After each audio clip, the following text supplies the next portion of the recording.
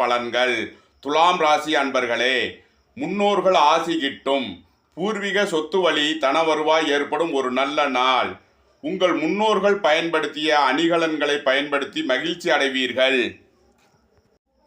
வேலை தேடுவோருக்கு வேலை வாய்ப்பு கிட்டும் ஒரு நல்ல நாள்.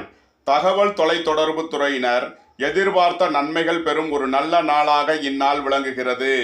புத்திரர்களின் தேவைகளை நிறைவேற்றி மகிழ்வீர்கள். புத்திரர்களின் தொழில் கல்விக்கு செலவுகள் செய்யும் ஒரு நாளாக இந்நாள் விளங்குகிறது.